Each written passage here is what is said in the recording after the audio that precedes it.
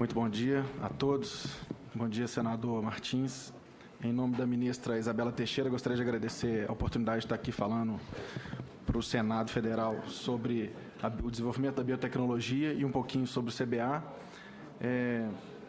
Eu sinto, depois de ouvir as apresentações dos demais colegas, que a gente tem um momento singular, porque os ministérios estão alinhados, o governo está alinhado no desenvolvimento da biotecnologia, especialmente naquilo que motivou o surgimento do CBA, que, como bem disse o professor Spartacus, que é por meio da agregação de valor ao uso das especificidades biológicas da nossa biodiversidade, da gente conseguir fazer uma economia a partir da floresta em pé.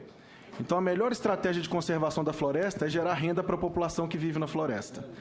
E o CBA se insere nesse contexto. É um contexto mais amplo.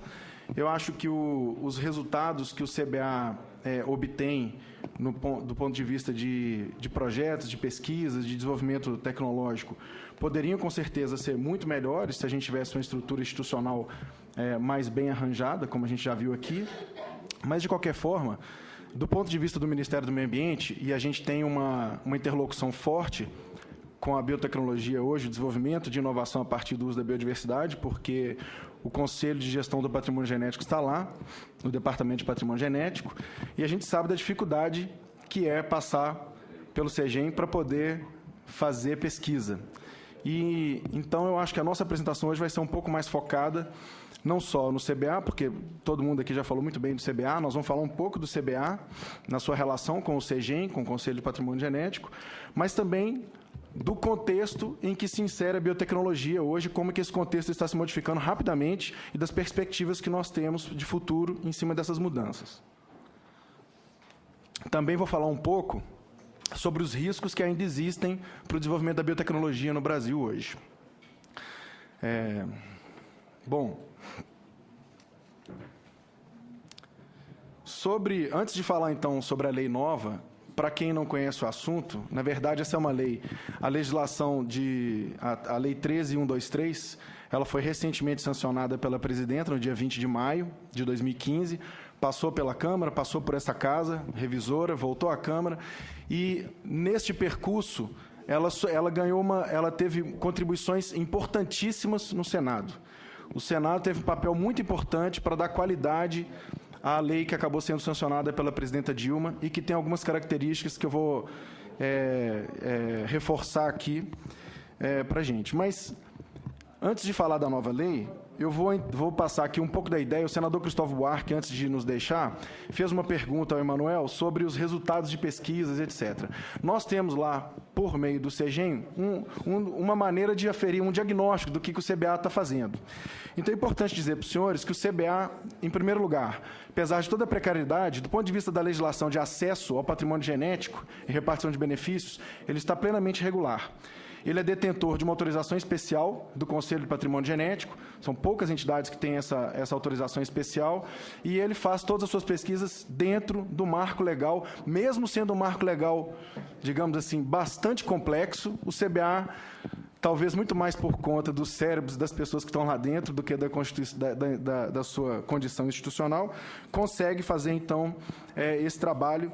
E tem também um projeto, que é o projeto de manutenção e extensão do Banco de Biodiversidade do CBA, que é um projeto importante para nós. A gente acha que, do ponto de vista do Ministério do Meio Ambiente, é importante que a gente constitua essas coleções ex situ.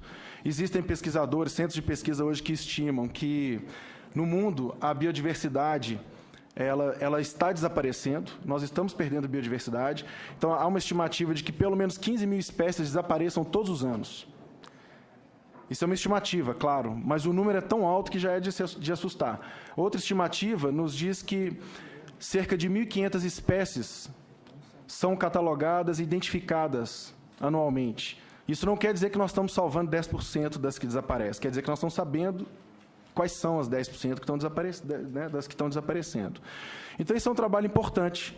Se a gente não tiver, num país que tem estima-se entre 20% e 22% da biodiversidade do mundo, e a gente não tiver institutos de pesquisa especializados, capacitados, com apoio governamental, investimento privado, para poder identificar a nossa biodiversidade e mapear a partir dela os usos, nós vamos perder essa biodiversidade sem saber o que nós estamos perdendo. Depois eu vou citar até alguns casos interessantes para a gente. O Ministério do Meio Ambiente recebeu uma solicitação há pouco tempo, num outro departamento, um diretor, um colega veio falar comigo da dificuldade que ele teve, porque ele foi perguntado o seguinte: qual é o impacto econômico da perda de algumas espécies de peixes da Amazônia? E aí, para calcular o impacto econômico, o pessoal estava querendo ver, tá bom, se o peixe desaparecer, quanto nós vamos deixar de ganhar com a pesca ou com a possibilidade da pesca? Mas a gente está esquecendo que esse é o menor ganho que a gente poderia ter disso. Vou dar só um exemplo. Antes dos anos 80, se a jararaca desaparecesse do Brasil, qual era o impacto econômico? Quase nenhum. Mas um dia alguém descobriu, um pesquisador brasileiro, descobriu um princípio ativo no veneno da jararaca. Esse princípio ativo hoje está presente num remédio, num fármaco, que é usado para fazer o controle da pressão arterial. E essa empresa, só no ano de 2010, que foi o dado que eu consegui obter, teve faturamento bruto mundial de 5 bilhões de dólares. Então, a gente agora sabe o impacto. Antes dos anos 80, eu poderia dizer que o impacto é zero se a jararaca desaparecer. Mas hoje, eu tenho como dimensionar isso. Agora, qual é a dimensão de todas as espécies que estão lá por ser, né, descobertas, pesquisas que a gente pode desenvolver? Então, dentro desse contexto, o que nós queremos aqui deixar de forma muito clara é o papel importantíssimo que a biotecnologia tem, não só para a conservação da biodiversidade, mas para a inserção do Brasil numa economia do futuro. Porque, se a gente for ver bem, a indústria farmacêutica, a indústria de cosméticos, são as indústrias que, apesar de toda a crise, continuam crescendo. Algumas delas, com números, crescem ao ano, o seu mercado cresce acima de 2 dígitos, como é o caso da indústria de cosméticos de alto padrão. Então, se o Brasil, que tem toda a potencialidade para se desenvolver e participar desse mercado, não fizer uso da biotecnologia, não disponibilizar o conhecimento tecnológico e fizer essa integração entre academia e empresas, nós vamos estar perdendo, mais uma vez, o trem da história. E eu acho que a gente tem todas as condições de não perder esse trem. Então, vamos lá para o contexto da nova legislação. Primeiramente, a lei nova, ela descriminaliza os pesquisadores, estudantes e instituições de pesquisa. Antigamente, um pesquisador que não tivesse autorização do CEGEM e desenvolvesse o seu estudo, vamos baixar ainda, um estudante de mestrado, antes de defender a dissertação, se ele tivesse que aguardar uma autorização de pesquisa, ele poderia levar 2 anos aguardando a autorização de pesquisa. Aí eu queria saber qual escolha que ele ia fazer, né? Ele espera 2 anos e perde o prazo da universidade para entregar o seu trabalho, ou ele faz a pesquisa e está sujeito a uma multa do IBAMA. Tem um colega nosso que é fiscal do IBAMA e diz que, às vezes, ele é convidado para feiras de ciência, e ele sempre... Ele fica com dó, mas ele não vai, porque se ele for à feira de ciência, o Ministério Público vai cobrar dele que ele multe todo mundo. Então, ele vai sair da feira de ciência com um catálogo de multa. E os caras que convidaram ele para a feira de ciência vão ficar pé da vida com ele. Então, ele não vai, deixa de saber o que está acontecendo, para não gerar responsabilidade. Isso era por conta de uma legislação que foi feita num contexto em que era muito mais importante. A situação política do país pedia muito mais uma preocupação com o controle da biopirataria e com o do desenvolvimento da biotecnologia e da inovação a partir da biodiversidade. Então, finalmente, estamos corrigindo esse erro, digamos, esse ambiente, né, institucional, legal para a pesquisa. Então, hoje, em vez de autorização prévia do CEGEM, a gente tem, na nova legislação, o cadastro da pesquisa. Em vez do pesquisador ficar aguardando autorização, ele simplesmente cadastra a sua pesquisa. Se no cadastro ele tiver os dados todos que estão sendo pedidos, ele está automaticamente legalizado, não tem que esperar ninguém, toca a pesquisa dele. Facilita o depósito de patentes no INPI, porque antes você tinha que aguardar a regularização, o processo de regularização era complexo. Hoje, as instituições de pesquisa e as empresas que estão irregulares, por meio do cadastro, não precisam mais aguardar a partir da vigência da nova lei, né? A autorização do CEGEM, faz o cadastro e, com isso, ela tem a condição de ter a sua patente analisada ou até de acelerar os seus processos. Segurança jurídica, que estimula também o investimento privado em P&D. Isso é um problema. Eu cheguei um pouco atrasado, peço desculpas, mas não vi a apresentação da MCTI, mas deve ter sido dito aqui que o Brasil, em termos de investimento público em inovação, ele se equipara, em percentual do PIB, aos países ricos, os países mais desenvolvidos. O que não tem no Brasil é investimento privado em inovação, e é isso que nos deixa para trás. Então, a gente precisa corrigir isso. Claro que um ambiente institucional jurídico mais claro, objetivo, com segurança jurídica, facilita a participação das empresas.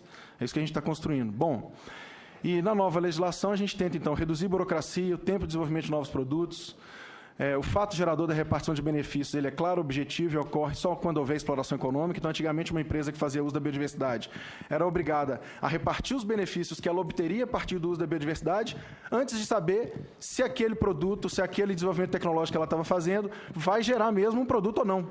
Então, ela já estava tendo um investimento pesado em inovação, e antes de saber se aquele investimento teria retorno, ela já tinha que repartir o benefício. Isso era um problema também em termos de estimativa, porque gerava também um outro efeito perverso, que é o de a empresa sempre, para minimizar risco, fazer repartição de benefícios pelo valor mais baixo possível, porque aquilo pode não dar retorno um dia.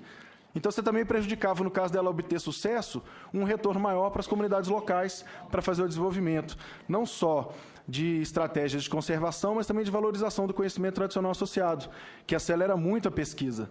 Né? Se você pega um conhecimento tradicional de uma comunidade local que já usa determinada planta, determinado animal para um certo objetivo, você poupa anos de pesquisa.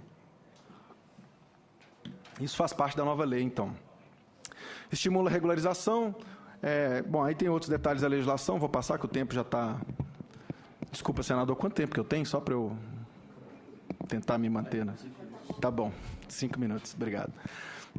Então, a nova lei, no nosso entendimento, ela favorece o uso sustentável e a conservação da biodiversidade.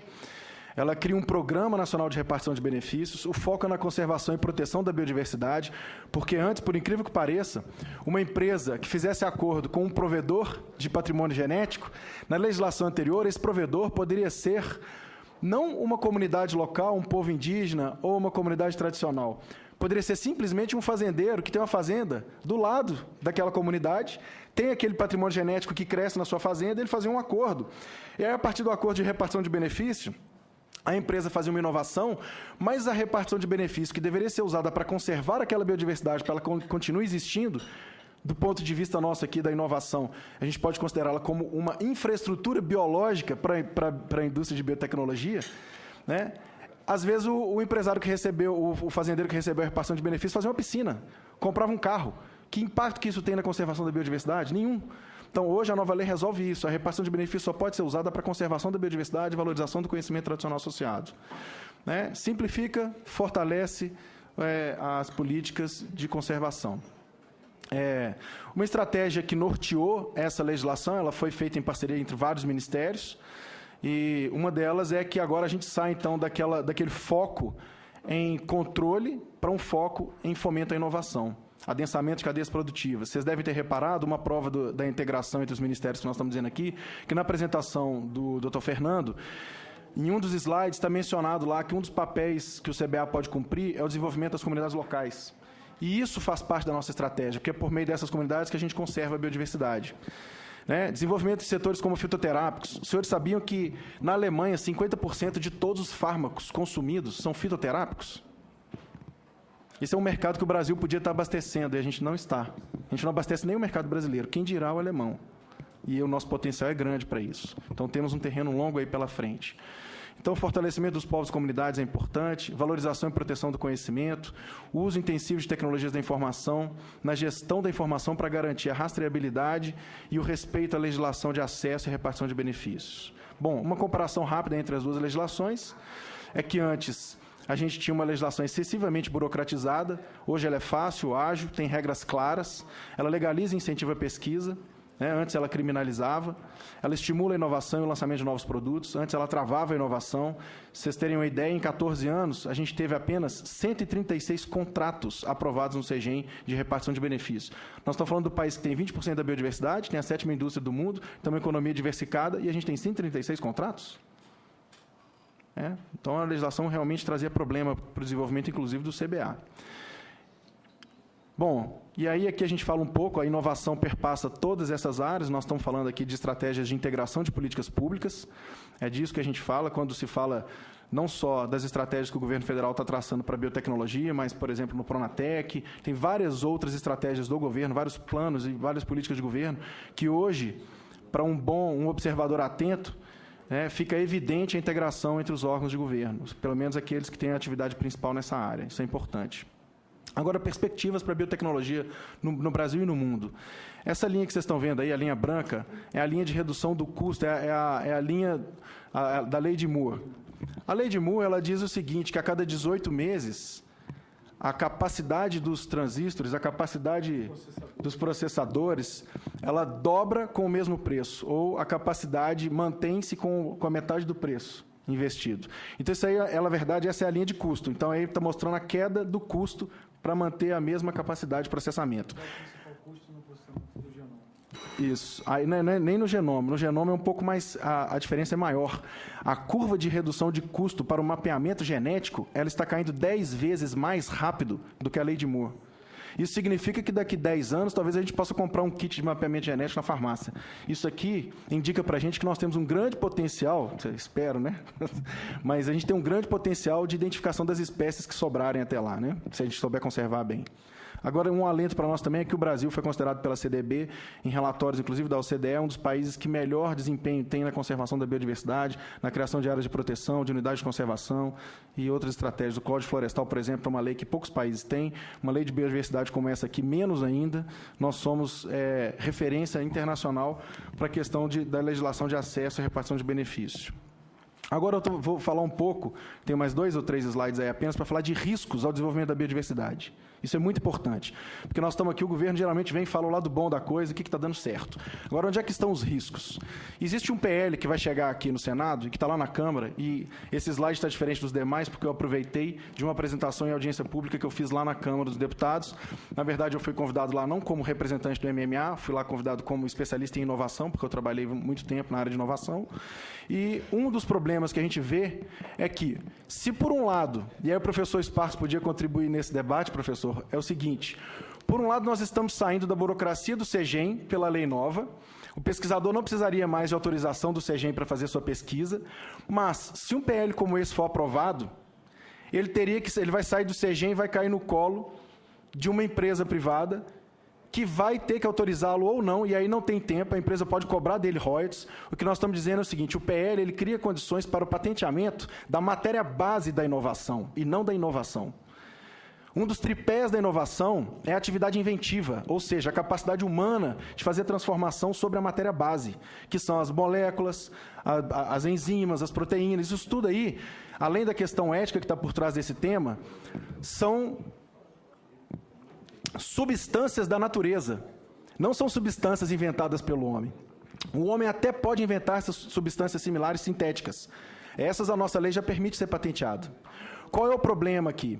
Então, ali, nesse quadro, nós estamos vendo o seguinte: tem a matéria base, que são as substâncias encontradas na natureza, a inteligência humana, agindo sobre essa matéria base, gera novos produtos, novos processos. Então, essa parte, sim, ela é patenteável. Você pode ter enzima nova criada sinteticamente, isso é patenteável.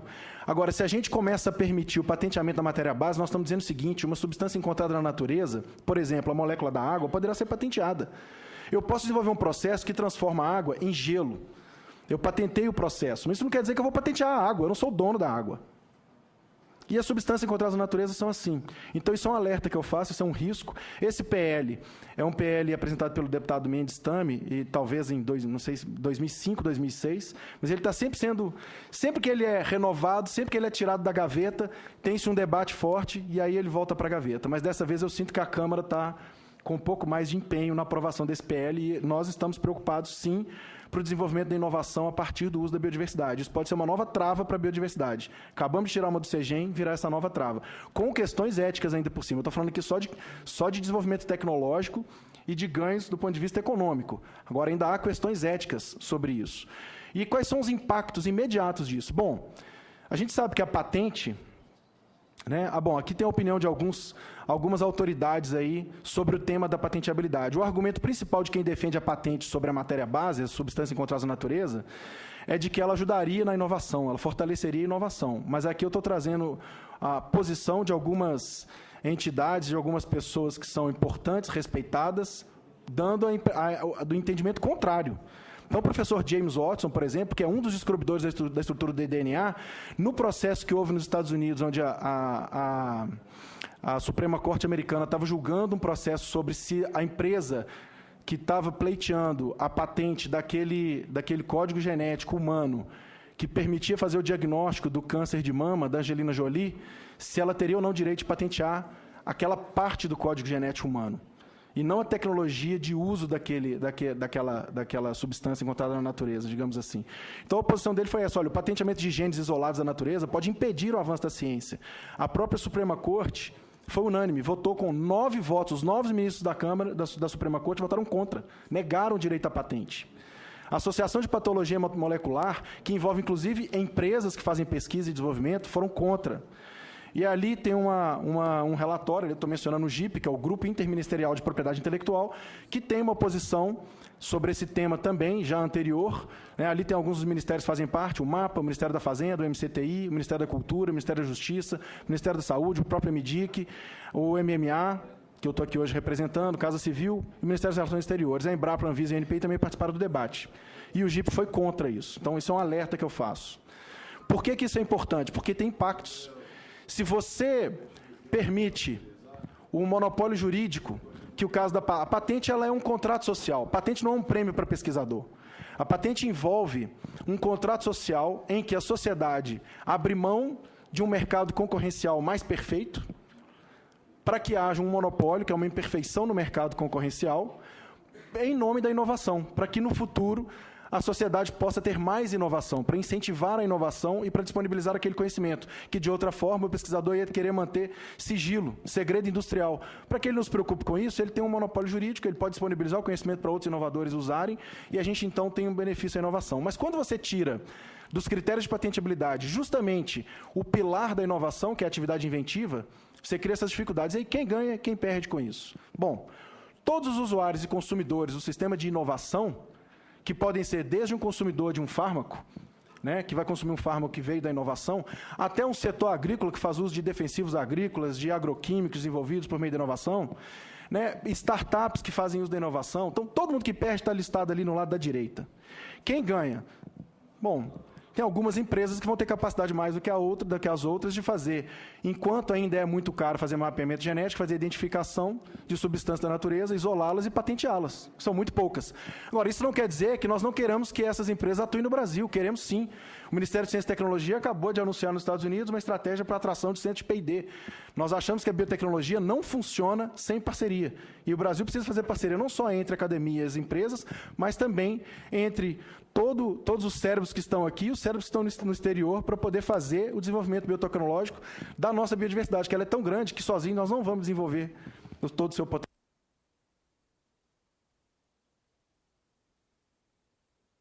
A gente não precisa de regras que restringam a inovação, como é essa do PL 4961, mas sim de fomentar o desenvolvimento, fomentar o ecossistema de inovação a partir do surgimento de mais... que inovação é cérebro, gente. Inovação é conhecimento. Então, é mais doutores, mais mestres, mais engenheiros, laboratórios e infraestrutura tecnológica. Então, a Rede Norte é muito importante nesse papel. Fomenta a inovação. Você sabe que nos Estados Unidos, muita gente diz que lá o setor privado é muito importante para a inovação. É sim, mas o governo investe monstruosamente em inovação. Então, lá eles têm uma FINEP, lá, o DARPA, que é uma FINEP com dinheiro do BNDES para poder fazer fomento. Né? Eu escuto muito discurso simplista que diz assim: basta o Brasil copiar a legislação americana ou alemã, que vai ser um país inovador e vai virar potência tecnológica. Não, nós fizemos isso em 96. Cadê? A lei de patentes é isso, um acordo internacional que a gente internalizou com regras que os países ricos adotavam. E cadê? Bom, faltou, isso é importante, mas faltou toda a cadeia que antecede o patenteamento, que é exatamente o fomento à inovação, a disponibilização de mais cérebros, mais doutores e mestres, regras claras e menos judicialização na pesquisa, não fazer a banalização da atividade inventiva. Muito obrigado. Era isso.